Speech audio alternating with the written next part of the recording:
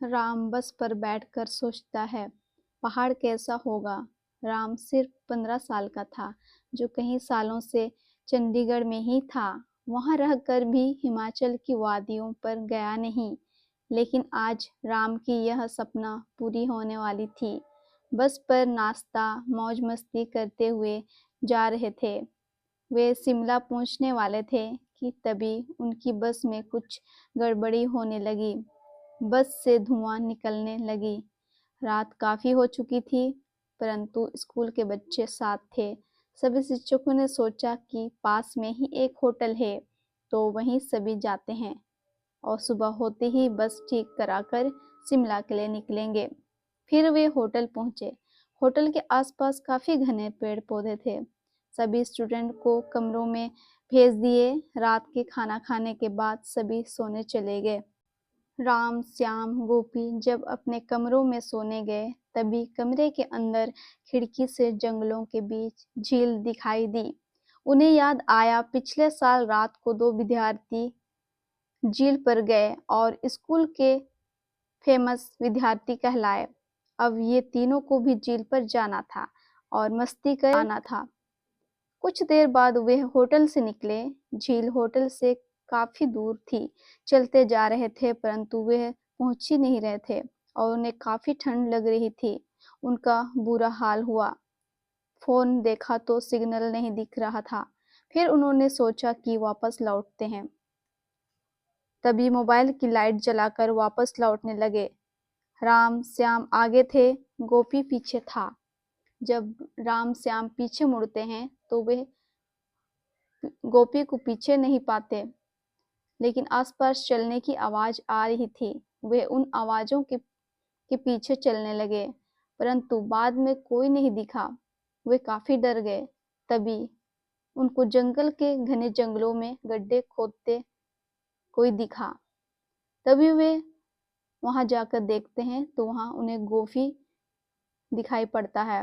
तो वे गोपी को आवाज दिए। गोपी पीछे गुस्सा से देखा। गोपी की आंख काली दिखाई दे रही थी। तभी श्याम और गोपी के पास जाकर पूछा। गोपी श्याम पर चिल्लाया। गोपी ने श्याम को धक्का दिया तो श्याम दूर जाकर गिरा। गोपी के अंदर बुरी आत्मा आ चुकी थी। राम श्याम के पास आया। तभी गोपी उन दोनों के तरफ बढ़ा। गोपी की अजीब सी हरकतें हुई। तभी राम उसके पास गया। जब गोपी को होश आई, तभी श्याम की तरफ देखा। तभी जोर जोर से चिल्लाया। तभी राम की तरफ देखा तो वह बैठा था। राम और गोपी कुछ करते श्याम जंगल की तरफ भागा। राम और गोपी ने उसका पीछा किया तो देखते हैं श्याम एक हवेली की तरफ भागा। हवेली देखी तो वे काफी डर गए। वे उस हवेली पर जाने से डर रहे थे, परंतु उन्हें श्याम को बचाना था। वे हवेली के अंदर गए तो उन्होंने देखा श्याम बेहोश हवा पर लटका था।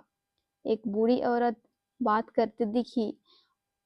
उस बूढ़ी औरत काफी डरावनी दिखाई दे रही थी। जैसे ही राम और गोपी औरत को देखे, वहां से भाग गए और उन दोनों का पीछा करती हुई वह बूढ़ी औरत उनके तरफ भागी, लेकिन किसी तरह दोनों वहां से बचकर भागे। फिर भागे भागे झील की तरफ पहुंचे। तभी राम गोपी भागते हुए उस झील में गिर गए। उन्हें महसूस हो रहा था कि अंदर की तरफ को कोई धकेल रहा है। राम किसी तरह बाहर निकला, परंतु उसके सामने गोपी झील में डूब गया। राम उसे बचा नहीं सका और डर से बेहोश हुआ। सुबह जब आंख खुली तो वह अपने कमरे में ही मौजूद था। जब उठकर बाहर आया तो देखा बाहर पुलिस मौजूद थी और बाहर सफेद चादर पर श्याम और गोपी की लाश पड़ी थी। सभी को लग रहा था कि मर्डर है, परंतु किसी को पता नहीं चला। वहां रहने वालों ने बताया कि उस जंगल में एक बूढ़ी औरत रहती थी। वहां उसका घर था।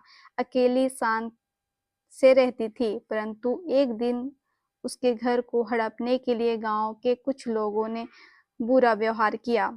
उसे मार कर झील में फेंक दिया।